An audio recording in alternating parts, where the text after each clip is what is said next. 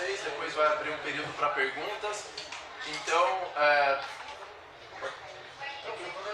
tchauzinho. Tchau que eu cheguei, né? Tchau que eu tô indo embora. Então, nem que eu tô indo embora, que eu cheguei. Então, pedir para vocês prestarem atenção na palestra, porque é um tema interessante, é um tema importante, tendo em vista que o suicídio um dos fatores que desencadeia o estresse e não tem, exato, faculdade é um ambiente estressante, então acho que é importante isso. Então, pessoal, vamos lá prestar atenção, colaborar com a palestrante, tá? Aí depois a gente pode convidar, porque é só depois da matéria. Fica à vontade. Ela vai tentar fazer a gente não fazer isso. Próxima semana. Pessoal. Boa noite a todos. Boa noite. Eu acho que a minha voz é suficiente, né? Vocês conseguem ouvir no fundo? Conseguem? Mais ou menos? Vou tentar aumentar um pouquinho mais. Gente, boa noite. Eu sou Débora Mengali, sou psicóloga e palestrante.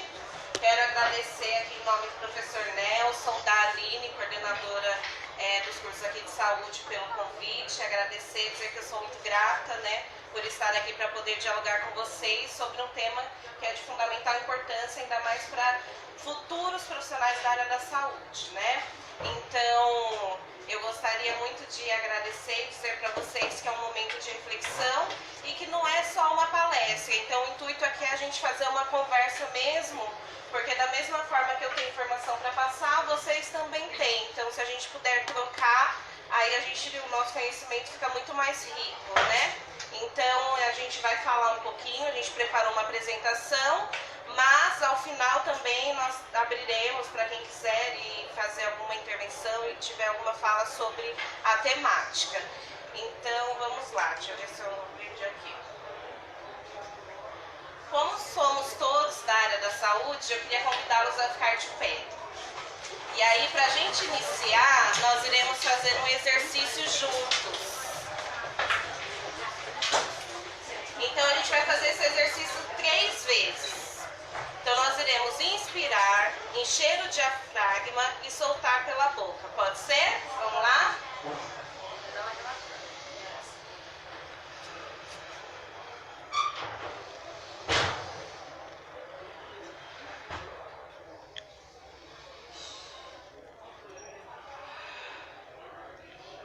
Podem sentar.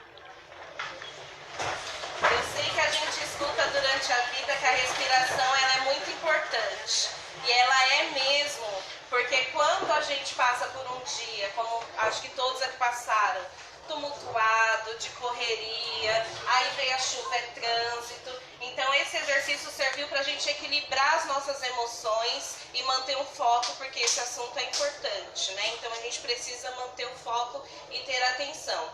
Então eu espero que ele tenha contribuído para isso e ele vai servir para mais uma coisa que a gente vai ouvir ainda mais para frente. Vamos lá. Bom, Setembro Amarelo, eu acho que vocês já ouviram falar porque já passaram várias pessoas e eu acho que no dia a dia várias pessoas durante esse mês ouviram a temática, né? Mas é uma campanha mundial, dia 10 de setembro é o Dia Mundial da Prevenção ao Suicídio, né? E no Brasil nós temos a campanha nacional no mês de setembro baseada em 3 eixos, né? E aí quais são esses eixos? O primeiro eixo é o eixo de vigilância e informação, que são coletas de dados epidemiológicos, né, que vão trazer e nortear as discussões sobre a temática, né, onde se pretende trabalhar mais, de que forma, como que a gente atua nesse mês referente à temática. O segundo eixo é o de prevenção ao suicídio e promoção à saúde. Então, esse eixo é trabalhado a produção de documentos norteadores para a discussão do tema. O que quer dizer? Que são lançados documentos que norteiam a discussão para jornalistas, por exemplo, de que forma trabalhar essa temática, discutido texto para os profissionais que atuam na área da saúde, discutido textos para a população, de que forma chegar até a população que seja de forma clara e objetiva. Então, esse é o segundo eixo. E o terceiro eixo é a gestão do cuidado, né? Esse é um eixo mais governamental, né? Mais de responsabilidade do Estado, aonde é trabalhado as potencialidades dos equipamentos públicos que vão receber essa população que necessita do atendimento, que vão dar subsídios aos profissionais responsáveis por atender essas pessoas que necessitam do atendimento. E aí, aqui, nós temos três vias, né, 3 equipamentos que são prioritários no atendimento e na prevenção ao suicídio, que é o DISC 188, que eu acho que todos conhecem, que é governamental, mas também conta com muito voluntariado, né? E aí, esse DISC 188, no mês de setembro, ele é triplicado e é um dos equipamentos que mais recebe demanda nesse período. Nós temos as UBSs, que também são preparadas e equiparadas e está na ponta, né? Porque a UBS é onde está mais próxima da população, então é onde a gente consegue receber e estar mais propício a receber a população que precisa de atendimento. E os CAPs, né? Que são órgãos responsáveis, que têm os profissionais também capacitados para atender e dar prosseguimento ao atendimento das pessoas e dos usuários. Aqui, você me ajuda a contar os slides? Pode. Eu não lembro do vídeo. 4. Eu acho que já foi o terceiro. Então, assim, para algumas pessoas, em determinado momento da vida, né, momentos que ela se encontra no limite, é mais natural do que a gente imagina que a pessoa perceba e entenda que a única alternativa e via de esperança dela é a morte. E isso é muito natural, mais do que a gente imagina, né? E aí é importante a gente entender que neste momento a pessoa está passando por um sofrimento enorme, por uma tristeza profunda. A pessoa está em situação de depressão. Então isso é fundamental e eu acho que essa é uma das principais informações que vocês têm que absorver, porque a gente sempre escuta falar do suicídio, mas a gente nunca vê o viés psicológico da questão, né? Embora o suicídio seja basicamente pautar em cima da psicologia, mas é fundamental a gente entender que a pessoa está em tristeza profunda, né? E aí ela se sente mesmo no labirinto, é como se ela percorresse um caminho enorme e tudo que ela fizesse fosse inútil, né? Ela não vê esperança, ela não vê alternativas futuras. É o próximo. O suicídio, ele ainda é considerado um tabu. É um desafio falar sobre o suicídio. E aí, como todos os tabus, a gente prefere mascarar, né? A gente prefere esconder, a gente prefere não encarar de frente o que é um problema. Porque a partir do momento que a gente encara de frente, a gente começa a pensar alternativas. A gente começa a discutir a problemática existente. Então, o Setembro Amarelo é justamente por isso, porque a gente precisa encarar o problema de frente. Nós precisamos falar sobre o suicídio. E aí, para falar sobre o suicídio, eu queria passar um videozinho, né, para vocês, que é de um desses voluntários, é de um canal chamado Seja Uma Pessoa Melhor, acho que vocês podem até já ter visto, quem não viu vai ver, e ele é curto, ele é simples, ele é claro e ele também é bem objetivo. Gostaria que vocês assistissem. Deixa eu ver aqui.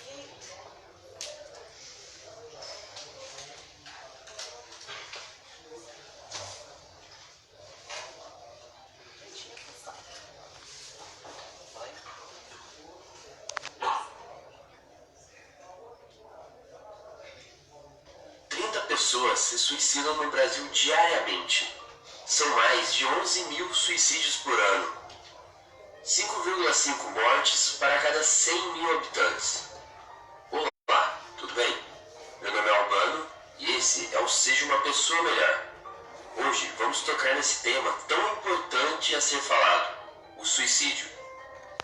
E no mundo, a cada 40 segundos, uma alma machucada desiste de tentar e decide retirar a própria vida. Não consigo me esquecer daquele amigo que tive, que sempre sorria e fazia piadas, que bebia todas e que parecia que não tinha problemas, até que um dia ele não estava mais lá. O que se passava na cabeça dele? E isso é muito complexo. Pode ser um problema físico, falta de nutrientes no corpo, falta de sono, uso de drogas. Pode ser também um problema psicológico, algo que ainda não foi superado. Podem ser vários problemas que só serão descobertos indo ao médico, que talvez te indique antidepressivos, ou não. Então, a primeira coisa que você precisa fazer, se por acaso você esteja pensando em suicídio, é: não desista, tenha esperança e explore todas as possíveis soluções antes de tentar qualquer coisa. E além disso, pense com muito cuidado todas as consequências para as outras pessoas. As pessoas que ficam, dificilmente, alguns nunca vão se recuperar do suicídio de alguém próximo ou da família. Décadas após, e elas continuam torturando por causa disso. E se eu tivesse feito alguma coisa diferente, será que tudo mudaria?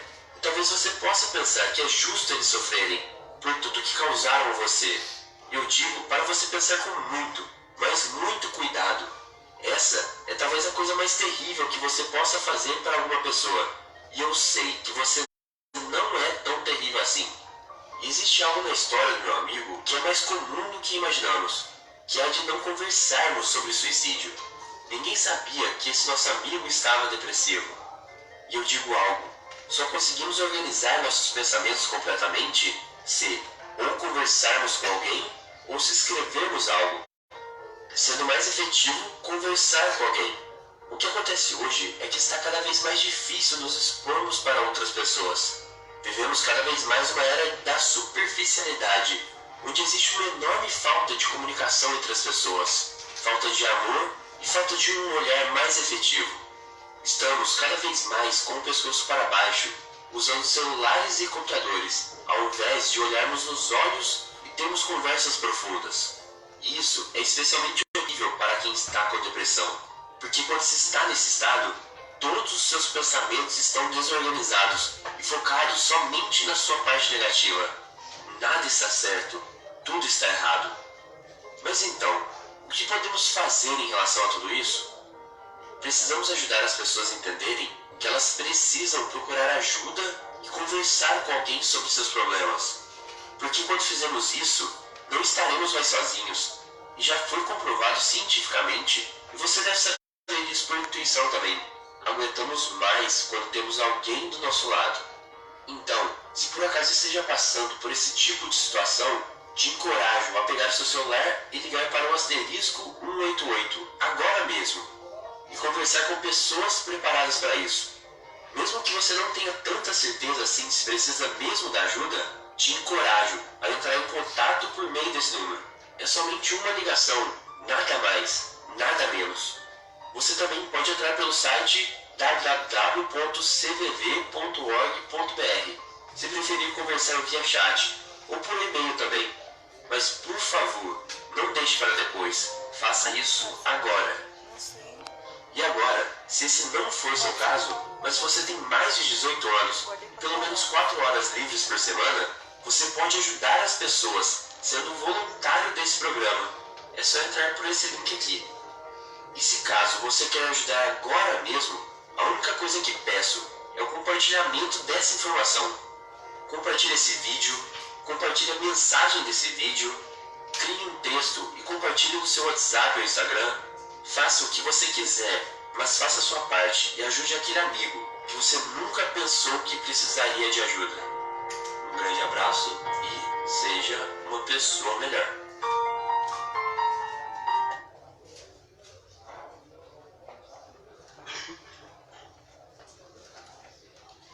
Espero que tenha contribuído para a gente ter uma visão.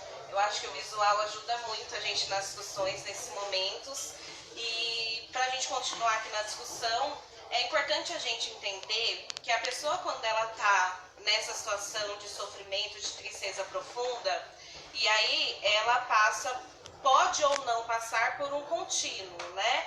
E aí a gente fala de um ciclo que pode ser efetivo ou não, mas que geralmente aonde a pessoa, ela primeiro, ela passa para a ideação suicida, que é onde ela começa a pensar essa alternativa, ela começa a pensar essa possibilidade como o fim do seu sofrimento.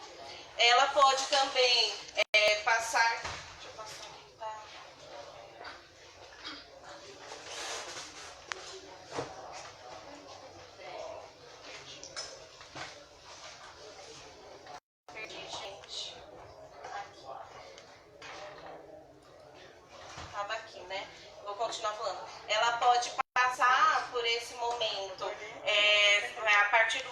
discussão da ideação suicida para gestos autodestrutivos, e aí pode ser tanto psicológico quanto físico, através da autossabotagem, do isolamento social, ou até mesmo da automutilação, né, que é a forma física de autodestruição, até o consumo do ato mesmo, né, até o consumo do suicídio.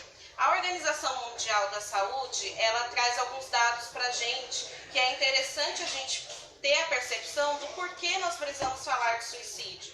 E aí, são dados de 2014 e que já foram atualizados, eu só não consegui pegar os mais atuais, mas que eles dão um norte para a gente discutir. Porque ele fala o seguinte, que no mundo, 800 mil pessoas tiram a própria vida por ano. É a segunda maior causa de morte de jovens entre 15 e 29 anos. No Brasil, 11 mil pessoas tiram a própria vida por ano. Ou seja, é a quarta maior causa de morte de jovens entre 15 e 29 anos. De 2011 a 2016, foram registrados 48.200 tentativas de suicídio. O que é interessante a gente pensar que só em 2011 se tornou obrigatório que fossem registradas essas tentativas, né, nos equipamentos públicos. Então, esse número ele pode triplicar, inclusive, né? E desse montante que nós falamos, 69% são de mulheres e 31% são de homens. Então, se a gente parar para pensar nesses números, as mulheres hoje estão muito mais suscetíveis ao suicídio do que os homens. Aí eu já falei um pouquinho desse ciclo, né? Que a pessoa, quando ela passa pela ideação suicida, né? E aí, por um lado, e eu acho que eu falei para vocês que é importante a gente sair daqui entendendo que a pessoa ela passa por uma situação de tristeza profunda nesse período. Por quê? Porque o suicídio não é, o objetivo dele para a pessoa não é a morte. O objetivo para a pessoa é o fim do sofrimento. Ela não quer morrer, ela quer acabar com a dor profunda que ela está sentindo. Então, a partir do momento que eu sei disso, eu consigo também perceber que se a gente, enquanto pessoas que estamos aqui nas nossas relações, que eu, enquanto pessoa que estou passando por situações, eu posso ter outras alternativas, e você mostrar outra alternativa, ou você se colocar como um canal de esperança, pode ajudar e salvar a vida dessa pessoa. Né? Então, ela não quer morrer, ela quer acabar com o sofrimento que ela está sentindo. Isso é fundamental pra gente, quando a gente fala de suicídio, né?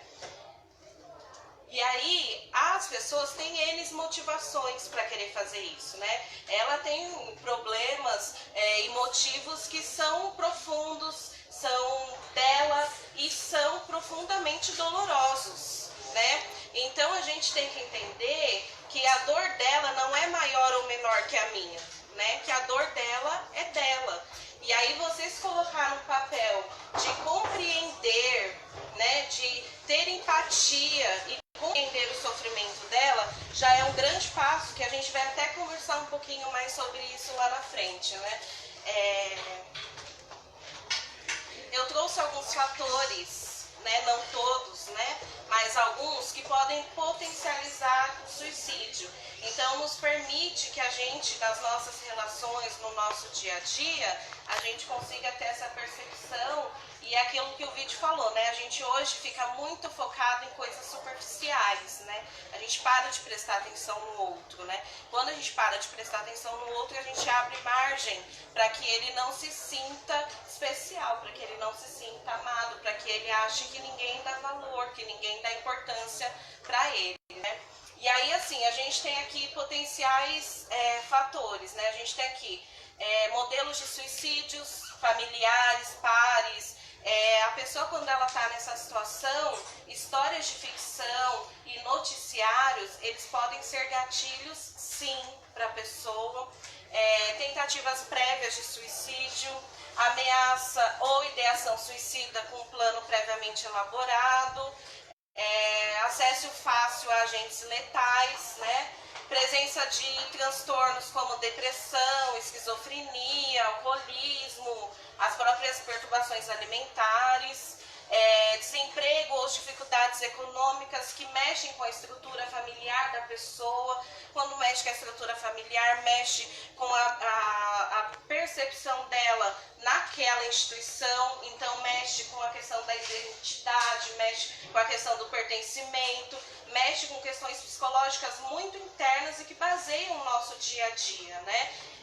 Quando a gente fala de problemas no trabalho, de morte de cônjuges, amigos, pais, né, entes queridos, famílias desagregadas, ou seja, separação, viuvez, isso é muito forte para os jovens, inclusive, é uma das características que aparece bastante, né, quando na ideação suicida de adolescentes.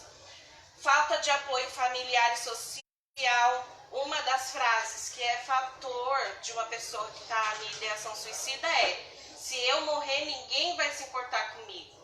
Se eu morrer, ninguém se preocupa comigo. Eu não tenho ninguém mesmo, porque a gente não está prestando atenção no outro. Então, essa questão de não ter apoio é uma das questões fundamentais. Ausência de projeto de vida, uma pessoa que não tem perspectiva futura, que não tem expectativa futura, é uma pessoa com potencial. Desesperançada, quando a pessoa se culpa por erros passados o tempo todo. Ausência de crenças religiosas, pode ser ou não, né? A gente entende que pode ser um recurso tanto positivo quanto negativo, né? E nesses casos tende a ser mais positivo do que negativo, né? Ter sido alvo de abuso sexual ou psicológico e ter passado por humilhação recente, né? O suicídio, ele raramente é uma decisão repentina, né? Os familiares, as pessoas que estão ao redor, quando acontece, na hora do ato, eles dizem que foi uma surpresa, que foi inesperado, que ninguém esperava que isso acontecesse. Mas depois, todos os relatos são: eles deram sinais, né? Olha, ele deu sinal, ela falou alguma coisa que eu podia ter pego, né? Então a gente vê nos relatos que sempre teve alguns sinais nesse processo. E a maioria dos casos, eles são planejados, né? A pessoa, ela fica por um tempo pensando nisso. Então ela vai fazer um plano, ela estabelece uma data, ela estabelece um método até chegar ao consumo do ato. Tem casos, obviamente, né, de suicídio que é impulsivo, e aí dada uma certa circunstância, aconteceu alguma coisa na vida da pessoa que para ela é intolerável, a dor é demais, e aí impulsivamente, sem pensar, ela quer eliminar a própria vida. Nesses casos, a maioria das vezes, a pessoa morre mesmo, não chega à tentativa, porque são os casos onde a pessoa vai praticar de uma forma que acabe mesmo o sofrimento dela. E aí são nesses casos de dor ou sofrimento imediato, dada a circunstância na vida da pessoa. Aqui são alguns sinais de alerta. Não são todos, né? Mas são alguns que a gente consegue ter mais percepção. Então, eu espero que contribua para vocês fazerem a autorreflexão e para vocês poderem também perceber nas relações de vocês do dia a dia. Então, quando a pessoa ela se torna uma pessoa mais depressiva, uma pessoa melancólica, uma pessoa com grande tristeza, pessimismo, chora sistematicamente. Quando ela fala muito de morte, de suicídio, usa frases como eu quero acabar com tudo isso, eu não aguento mais, não me importo com mais nada. São frases que são alerta para a gente poder ter um olhar especial para essa pessoa. Preparativos para a morte, a pessoa começa a se desfazer de bens valiosos, a pessoa começa a se despedir como se ela não fosse te ver mais, começa a fazer despedidas, né?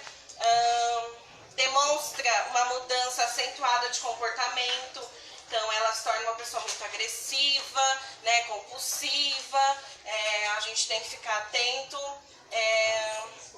Aumento de consumo de álcool, drogas, remédios, Afastamento ou isolamento social, era uma pessoa antes que convivia socialmente, agora ela começa a se isolar. Insônia, ansiedade, apatia, uma pessoa que não se importa mais, ela se torna uma pessoa apática. Dificuldades de relacionamento com a família, com os amigos, com os grupos, insucesso escolar e a automutilação, né? Aquela pessoa que começa a andar toda coberta, uma pessoa que está calor, ela está toda vestida. Então para a gente ter um pouco mais de percepção e olhar com um olhar mais atento para essa pessoa, né? E o que a gente pode fazer se a gente detectar esses sinais, né? Qual que é o nosso papel, né? Quando a gente percebe que esses sinais estão acontecendo. Então, a primeira coisa é você ser um bom ouvinte, né? Mas ser um bom ouvinte despido dos seus pré-julgamentos. Então, é você ser um bom ouvinte com empatia, sem julgamentos, sem culpabilização, sem preconceitos. É você compreender a dor do outro, é você estar ali para ele contar sobre o sofrimento dele para você, né? Reconhecer o seu sofrimento. Então, quando você compreende a dor do outro, você mostra para ele que a dor dele pode ter alternativa, porque é compreensível Então ele perde a vergonha de falar sobre o sofrimento dele. E para ressignificar sofrimento, que é o passo para uma pessoa com ideação suicida, num tratamento psicoterapêutico, por exemplo, a comunicação é primordial. Então, se ela viu em você um canal de comunicação, então esteja e seja esse canal de comunicação, porque ela está ressignificando o sofrimento dela, né? Se essa pessoa se preocupa em falar abertamente sobre o problema, sobre os sentimentos dela, se coloca de forma ativa, né? Faça você a intervenção. Procure ela, você, para conversar, porque ela vai perceber que ela é importante para alguém, que alguém está se preocupando e está percebendo que ela está mudando. E aí, nessa situação, o ideal é você chegar de uma forma empática. Olha, eu percebi que você tem mudado. Nossa, eu percebi que o seu comportamento, você tem se afastado, né? O que está acontecendo? Eu estou aqui. Se colocar de uma forma que ela tenha acolhida quando você chegar e se disponibilizar para ela. Se ela resolver falar com você, não mude de assunto. Que aí às vezes a gente começa, mas a gente não sabe como terminar, né? Então, se ela chegar para você, não mude de assunto e não use as frases: vai ficar tudo bem, se anima aí que você consegue, porque essas frases não vão fazer o menor sentido para ela nesse momento, né? Pelo contrário, aonde ela viu que ela poderia se desenvolver, que ela poderia ter um amparo, acabou de criar uma barreira entre ela, né? É importante que ela saiba que tem pessoas que, se ela cometer suicídio, que tem pessoas que causaria muita dor, né? Então é importante que ela saiba que tem pessoas que ficariam e sofreriam muito, porque nesse período é justamente isso que as pessoas pensam: ninguém se importa comigo, né? Então a gente tentar mostrar que as pessoas que estão ao redor são pessoas que se preocupam e sofreriam muito, é um aspecto importante também nesse período, né? E óbvio que se... Eu acho que estou falando alto, eles estão batendo com a gente. Não. É assim mesmo? Tá. Tá bom. E aí, se a pessoa está num grau mais avançado, que já está planejando, que você sabe que já teve outra tentativa, a atenção durante o início do tratamento é redobrada. Então, não deixar ela sozinha é um dos princípios, né? Ou se ainda não passou por tratamento, é buscar ajuda, né? Então, procure alguém que possa orientar. De que forma? A gente precisa indicar e convencer, né? E trazer para essa pessoa que ela precisa de amparo, que sozinha ela não vai conseguir. Então é importante que a gente indique ajuda para essa pessoa, né? E aí, no tratamento psicoterapêutico, como eu já falei para vocês, a gente trabalha com acolhimento e ressignificação do sofrimento dessa pessoa, né? Tem um trabalho também psiquiátrico que pode, né, geralmente entra nesse processo, que é com os fármacos, né, professor? Com os antidepressivos, né? A gente tem o Disque 188, às vezes a pessoa não tem certeza, mas ela fala, pensei. Gente, liga. Tem dúvida, liga, né? Não tem problema, eles estão lá para ouvir, para atender vocês mesmos. As UBS e os CAPs. O CAPs eu incluí aqui porque a Organização Mundial da Saúde trouxe um dado que eu acho que é bem interessante, né? Principalmente para vocês que vão ser profissionais da saúde. Talvez não tenham o intuito de ir para essa área, mas ela diz o seguinte, que a existência de um CAPs no município, ela reduz em 14% as tentativas de suicídio. Então a gente passa a olhar para esse equipamento como um equipamento primordial na prevenção ao suicídio, né? Então nos mostra que nós temos profissionais altamente capacitados nesses equipamentos para lidar com essa problemática. Eu trouxe alguns mitos sobre suicídio. Por exemplo, as pessoas que falam sobre suicídio não vão realmente cometê-los, né? Eles só querem chamar a atenção. Mito. Gente, a pessoa quando ela fala que quer acabar com a própria vida é um sinal de alerta. Nós precisamos ter um olhar, indicar ajuda e se colocar à disposição para ajudar essa pessoa. As pessoas que falam em suicídio quer mesmo morrer, independente do que eu faça, ela vai se matar. Não é verdade. Às vezes ela conseguiu, num milésimo de segundo, comunicar e pedir ajuda. Então você ainda pode fazer alguma coisa por ela, né? Se disponibilize, indique ajuda ou esteja ali junto com ela. Quando alguém sobrevive a uma tentativa de suicídio, ela já está fora de perigo. Não é verdade, né? Então a pessoa, se ela já teve tentativa e ela está num processo de tratamento, ela está ali à disposição para poder, ela pode inclusive passar por uma outra situação de sofrimento profundo, né? Então ela precisa estar em constante alerta, né? É importante a gente estar sempre ali à disposição e estar sempre procurando tratamento. Quando a gente fala de suicídio, tem alguns transtornos, né, que são muito próximos da pessoa com ideação suicida. A depressão é o transtorno do século, né, mas a maioria das pessoas que tentam suicídio são pessoas que estão deprimidas. Então é um transtorno que está diretamente relacionado a essa problemática, né? E aí, eu vou falar muito rapidamente, porque eu não tenho tempo, mas eu vou passar, inclusive, um último vídeo para vocês que falam um pouquinho de forma mais clara sobre isso. Mas esses autores, eles trazem para a gente o seguinte, que a depressão é um transtorno mental relacionado ao amor e ao afeto.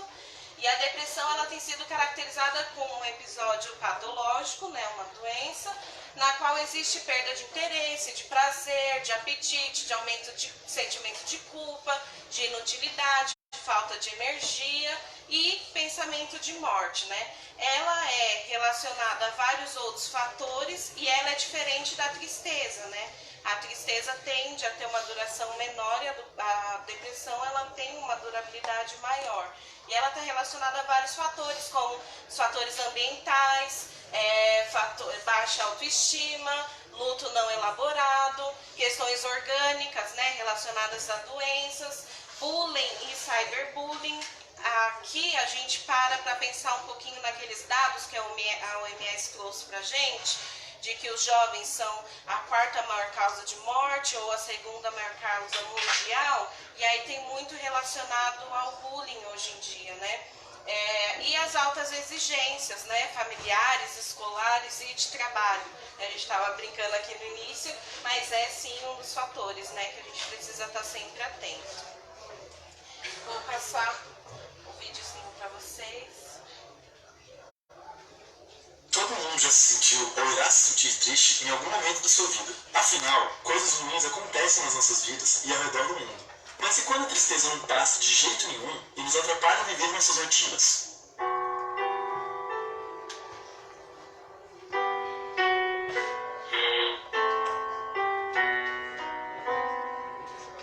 A depressão é considerada um dos transtornos mentais mais comuns e incapacitantes do mundo. Mais de 350 milhões de pessoas convivem com a depressão em suas vidas. Chamamos de transtorno depressivo maior a condição na qual a pessoa sente um constante humor negativo, uma visão muito negativa de si e uma perda de interesse por coisas que antes geravam prazer.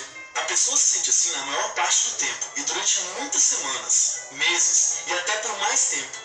E essa é uma das principais diferenças entre ter depressão e sentir tristeza, que é algo mais passageiro. Pessoas com depressão pensam diferente de pessoas sem depressão. É comum que elas apresentem pensamentos negativos e de desesperança que refletem como elas veem o mundo à sua volta. Esses pensamentos surgem a partir de crenças negativas comuns entre pessoas com depressão, sobre si mesmo, as situações e o futuro.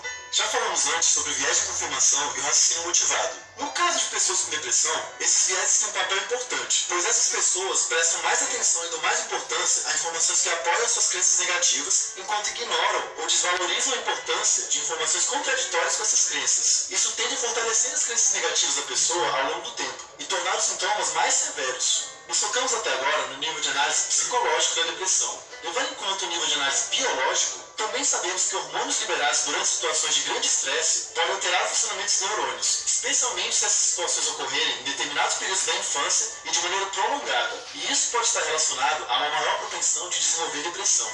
Pesquisas indicam que o hipocampo, uma região do cérebro envolvida no funcionamento da memória, pode ser danificada a partir da liberação contínua desses hormônios, e isso pode levar a uma mudança até mesmo anatômica nessa região do cérebro, que predispõe tais pessoas à depressão.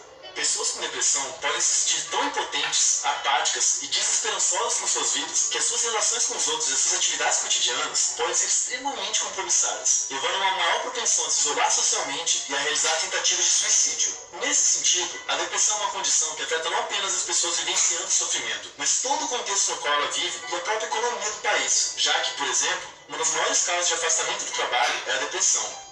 Apesar do conhecimento sobre depressão que possuímos atualmente e como essa condição pode ser perigosa, ela ainda não é levada a sério por muita gente. Muitos pensam que se trata de algo controlável, passageiro ou nada sério demais. A depressão não costuma estar sob controle consciente da pessoa e pode prejudicar seriamente a vida dela. Sem ajuda profissional, pode ser extremamente difícil lidar com essa condição.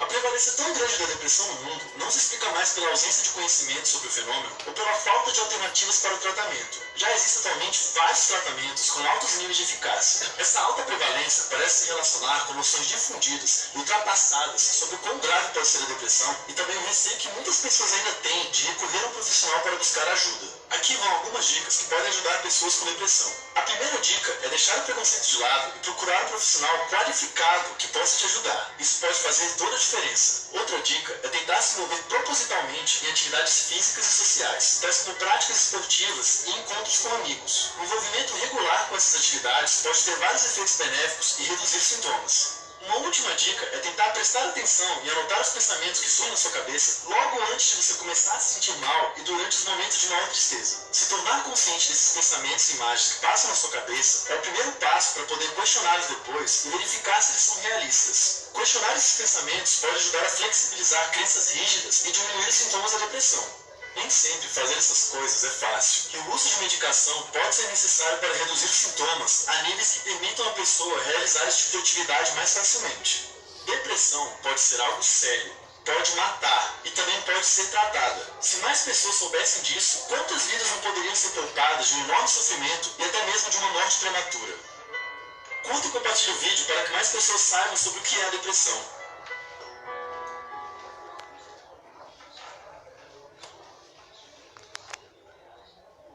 Espero também ter contribuído com esse vídeo com vocês. Ele tem mais a ver, acho que, com a matéria, com o que vocês estão estudando até.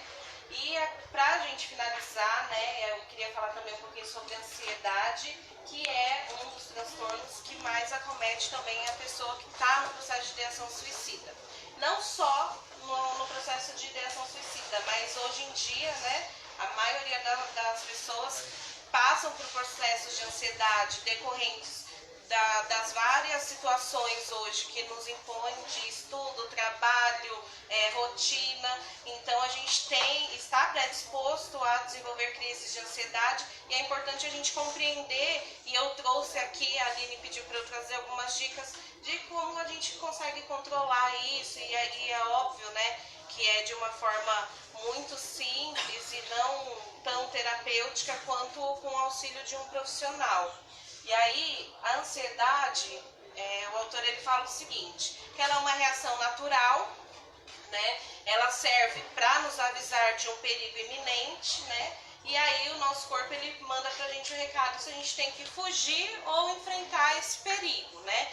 E aí como que ele faz isso? Ele faz isso através da liberação de organismos, né? Uma grande quantidade de adrenalina, né? Que faz os nossos batimentos cardíacos acelerarem e o aumento do nosso fluxo sanguíneo para a gente ter uma rápida ação, ou de fuga ou de enfrentamento.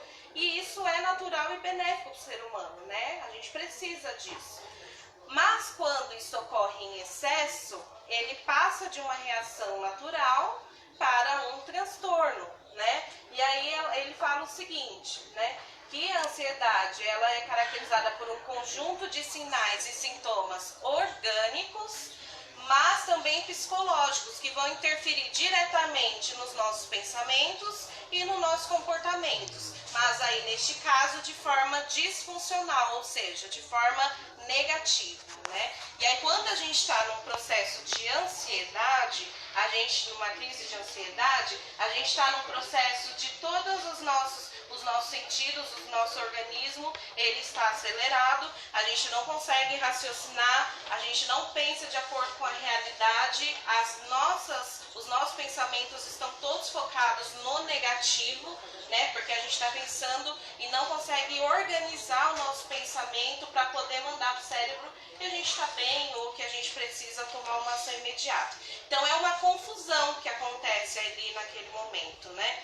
E aí, assim, tem crises de ansiedade que é necessário acompanhamento. Então, pode ser com orientação psicoterapêutica, pode ser também a orientação médica, psiquiátrica, inclusive para controle com medicação. E aí, como que a gente pode pensar algumas formas de, num momento de emergência, a gente controlar essa ansiedade para fazer a prova do professor que está bem difícil, né? Inclusive, como que a gente faz isso, né? Ele disse que não, então, ó, gente, fiquem tranquilos, ele disse aqui que não tá não. A primeira coisa, eu coloquei aqui em terceiro lugar, na verdade, é a respiração, né? Eu disse para vocês que ela nos ajudaria, mas porque é aquilo que eu falei para vocês mesmo. A respiração, ela permite a gente oxigenar o cérebro, faz com que a gente pense racionalmente, né, de acordo com a realidade, e ela equilibra as nossas emoções. Então é fundamental que nesse momento a gente respire, né, inspire e solte para poder fazer essa oxigenação e a gente poder pensar racionalmente, né? Em segundo lugar, aqui. No vídeo ele falou das crenças, né? Na psicologia, a gente trabalha, né, a terapia cognitivo-comportamental, que a gente trabalha com essas crenças e com atividades muito focadas nesses exercícios de pensamentos, né, de modulação, de mudança de pensamento. E ele fala o seguinte aqui, ó, que uma das dicas é a gente fazer o questionamento socrático, né? O que seria isso? Ele disse também no vídeo que é fundamental que quando a gente pense negativamente, a gente escreva o que a gente pensou, porque aí eu consigo fazer esse exercício. Eu vou fazer a prova, mas a única coisa que eu consigo pensar durante a prova é que eu vou me dar mal, que eu vou fazer DP. Então, de que forma eu posso mudar isso, esse pensamento? De que forma eu posso mudar?